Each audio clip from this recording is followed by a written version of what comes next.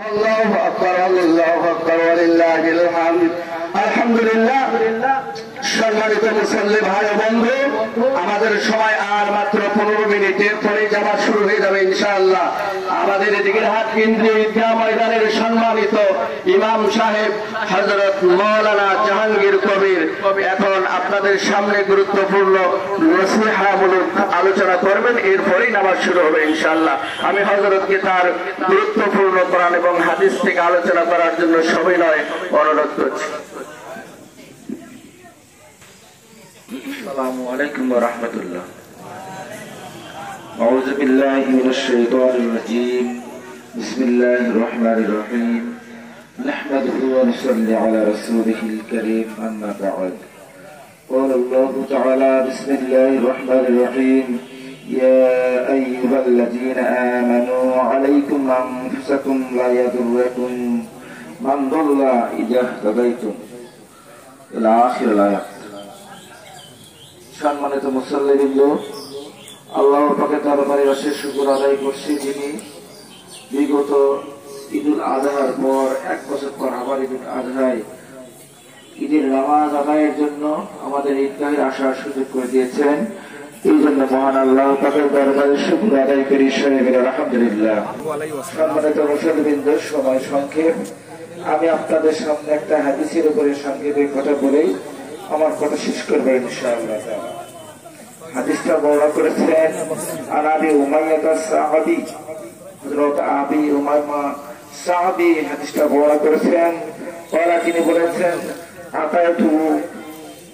আতাইতু আবা সালাবা হুসাইন, আমি আবু সালাবা হুসাইনের নিকটে আসলাম।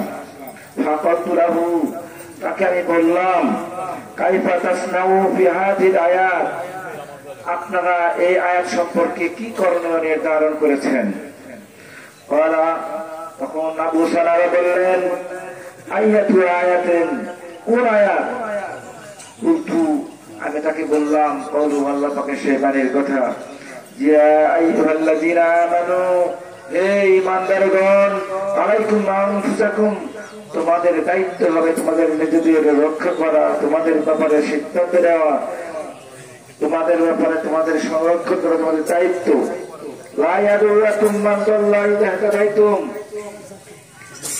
যদি তোমরা হেদায়েতের উপর থাকো তাহলে তোমাদেরকে যারা গুমরা হয়েছে তারা কোনো ক্ষতি করতে পারবে না। এই আয়াতের উপরে আমি জিজ্ঞাসা করলাম।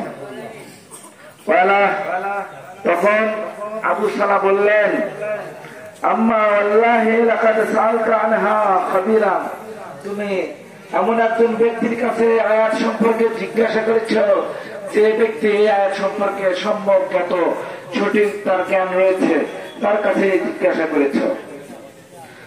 তার কারণ সাআলতু আনহা রাসূলুল্লাহ সাল্লাল্লাহু আলাইহি সাল্লাম, এই আয়াত সম্পর্কে আমি আল্লাহ রাসূল সাল্লাল্লাহু আলাইহি সাল্লামকে জিজ্ঞাসা করেছিলাম। মাকালা রাসূল করিম সাল্লাল্লাহু আলাইহি সাল্লাম এই আয়াতের ব্যাপারে বলেছেন যে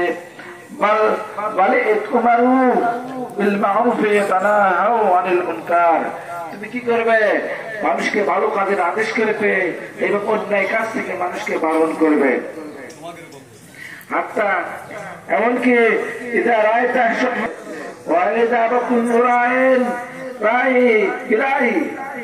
আর প্রত্যেকে নিজের রায়কে সঠিক রায়, নিজের মতামতকে সঠিক মতামত, নিজের মতামতকে উত্তম মতামত মনে করছে।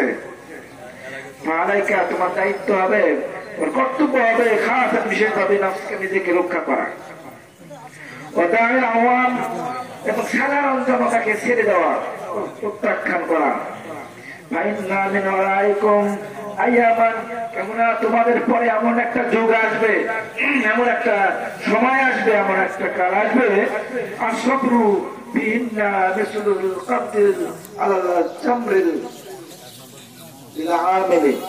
সঠিক পথের আমলকারের জন্য ধৈর্য ধারণ করা এত কঠিন হবে যেমন হাতে প্রকৃতি অঙ্গার, হাতে তালুতে আগুনের অঙ্গার রাখা যেমন কষ্টকর, তেমনি সঠিক পথে যারা কাজ করতে চায় তাদের এই সঠিক পথে থাকা কষ্টকর হবে।